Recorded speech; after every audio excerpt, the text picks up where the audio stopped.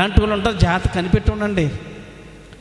యాజకులు కుమారులంటే యెహోవాని ఎరగని వారుగా ఉండకూడదు. ఎరగని వారే ఇంకో వాళ్ళ యాజకత్వం చేయకూడదు. యెహోవాని ఎరగని వారు అనుకో దుర్మార్గులకి యెహోవా గురించి ఎదురుతుంది. వీళ్ళ తండ్రి బతిగలవాడే, అయితే ముసలివాడు. ఇప్పుడు ఇంతకీ ఏంటంటే ముసలివాడు అయిపోయాడు, చూపు అంతలా. వీళ్ళంట ఏలి కుమారులు దుర్మార్గులంట. ఈ వాక్యం మీద రెండు మాట చదివి జోలో పెట్టుకుని ఆశపట్లో నేను ఉండగా అతను వచ్చాడంట మన చర్చిలోకి. ఏలియా కుమారులు ఇలాగా అలాగా, ఈ పాస్టర్ గారు వీళ్ళ కొడుకు ఇలాగా అలాగా అని చెప్పుదబడికి అందరూ వంగలేదు. కానీ ఇద్దరు ముగ్గురు అవునంటే అవును, అవునంటే అవును, నిజమే, దేవుడు ఆయనకి ఇచ్చేసాడు అనుకుని సచ్చి. మరి ఇప్పుడు ఇక్కడ లేడి, దేవుడిస్తే వాగ్దాన్ని నెరవేర్తుంది కానీ ఓడిపోదు కదా. ఏడి మీ ఇంటికి నేను 30 సంవత్సరాల నుండి వస్తున్నాను, మీది ఏలియా కుటుంబం మీది పొరపాటు చేశారు, చలో ఇంట్లోంచి వెళ్ళిపోండి మాకు ఇచ్చేసాడు అంటే ఇచ్చేస్తారా చెప్పండి? ఒక ఆవిడ అంది, మీరంట మంచోళ్ళు కాదంట, మేము దేవుడు విడిచిపెట్టేశాడంట, వీరికి ఇచ్చేయండి సచ్చి. ప్రాణం ఉండగా మాట అంటాం మానం. అదే మాట నేను ప్రశ్నిస్తాను మిమ్మల్ని ఎవరైనాను. మీ ఇంట్లో మీరు ఏలియా కుటుంబం సంబంధించిన వాళ్ళు మీరు అనుకోండి, అందాక ఎవరన్నా అది మాట వరుసకాడనా మాకు ఇచ్చేసాడు దేవుడు వెళ్ళిపోండి, మీరు వెళ్తారా? అలాగ అన్న వాళ్ళకి ఇటువంటి శ్రమ వస్తుందో చెప్పలేను. ఇక్కడ దుర్మార్గులు ఏలియా కుమారులు, యెహోవాని ఎరగని వారు, విశ్వాసుల దగ్గర దోచుకునేవారంట. మాసాలు ఆ రోజు బల్లర్పించేవాళ్ళు. మీలో ఎవరైనా ఇక్కడ చచ్చి కట్టండి నాకు చెప్పిన వాళ్ళు ఉంటే మీరు చెప్పండి. లేదు, ఎవ్వరు చెప్పలా. దేవుడు నాతో మాట్లాడాడు, ఇక్కడ స్థలం కొనడం జరిగింది, కడతాకి మీ సహకారం అంతా జరిగింది, ప్రయాసపడ్డారు. రేవు రంగారావు గారు ఇప్పుడంటే వంగిపోరు, కానీ వాళ్ళ భార్యాభర్తలు చేసిన సాకిరి నేను ఎవరిని మరవను. ఆయనే కాదు, ఆ బోధులకి వెళ్ళి మట్టి తెచ్చి పొల్లేసి తొక్కి గోళ జరిచేవారు. రంగారావు గారు అంత వేగముగా ఉండేవారు. ఎప్పుడు ప్రభుని ఎరగనప్పుడే వాళ్ళతో పలంగా కొన్ని కుటుంబంలో కుర్రోళ్ళని 50 మందిని పోగు చేసి చక్కగా దెబ్బేసి మందిని కడతం జరిగింది. ఇప్పుడంటే పెద్ద మందిని కట్టాము. చాలా పరిచయం చేశారని దేవుడు అని విడిచిపెట్టాడా? చక్కని బిల్డింగ్ కట్టుకున్నారు, చక్కని వివాహం జరిగినాయి. చాలామంది పొలాలు అమ్ముడైపోయిన వాడు పొలం 2 ఎకరాలు ఉంది. దేవుడు వాళ్ళకి ఆరోగ్యం ఇచ్చాడు, చక్కగా క్షేమ శుభంగా ఉన్నారు. దేవుడు పనిచేస్తున్నాడు, దేవుడు విడిచిపెట్టాడు. నేను ప్రతి ఒక్కరికి జ్ఞాపం చేసుకుంటాను దేవుడి దగ్గర. ఇప్పుడు ఒడ్డుకు వచ్చేసారు కదా, ఒడ్డుకు వచ్చినట్టుగా మాట్లాడను.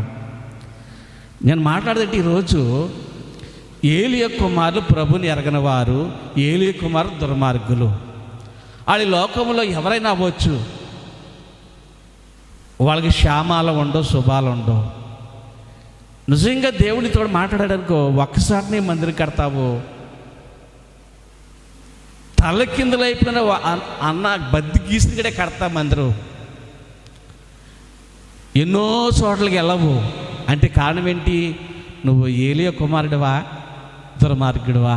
అలా మారుతున్నావంటే ఏలియా కుమారుడివే, నువ్వు దుర్మార్గుడివే, యెహోవాని ఎరగని వాడివే.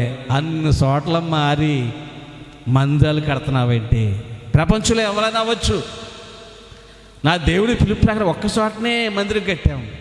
చాలామంది ఇలా చెప్పుకొస్తూ ఉంటారు, ఏలియా కుమారుడు అయితే ఎక్కడ మందిరం కడతా నీకే తెలీదు. నిజంగా నువ్వు దేవుని ఎరిగినవాడైతే అలా చెయ్యు.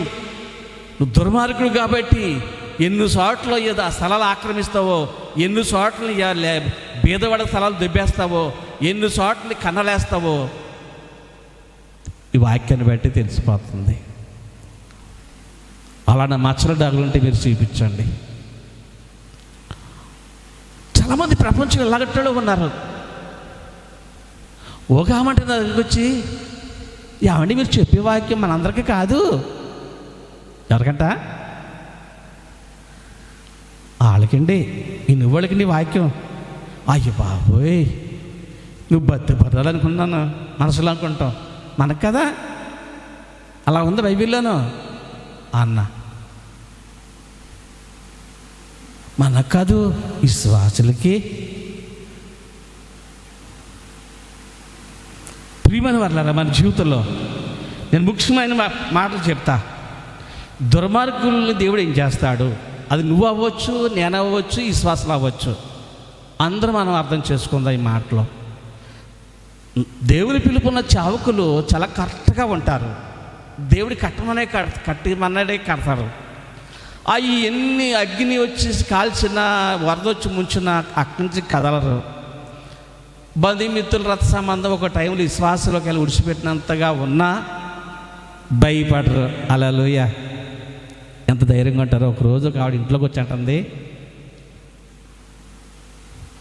మేమైతే వాడికి ఇదే తాగి చచ్చిపోదు, మీకు వచ్చే శ్రమలకి. మాకే వచ్చింది శ్రమ, నీ పొందగాని. దేవుడు మమ్మల్ని అధికంగా ప్రేమిస్తున్నాడు. చావులోకి వచ్చిన కాడించి మాకు శ్రమ అంటే ఏమీ లేదు. లోకంలో మందను బట్టి వచ్చేదే కానీ దేవుడి వల్ల మాకు అంతా ఆశీర్వాదము, దీవెన. అంతేగాని దేవుని బట్టి మాకు అంత దీవెన, ఆశీర్వాదం, రక్షణ. త్వరగా ముఖ్యమైన మాట చెప్పి నేను ముగిస్తాను. ఏలి యొక్క మన దుర్మార్గులు కనుక, యెహోవాను ఎరగని వారు కనుక యాజకత్వం బట్టి చేస్తున్నారు. ఏం చేస్తున్నారు చెప్పండి అందరూ? పిల్లలు ఏం చేస్తున్నారు? యాజకత్వం బట్టి చక్కగా ఆరాధన చేస్తున్నారు. మందిరంలో నమ్మో ఫుల్ పవరు. వాళ్ళు ఏమంటారు? గొర్రెలు అంటారా, తోడేళ్ళు అంటారా? ఈ పాయింట్లు గుర్తుపెట్టుకోవాలి.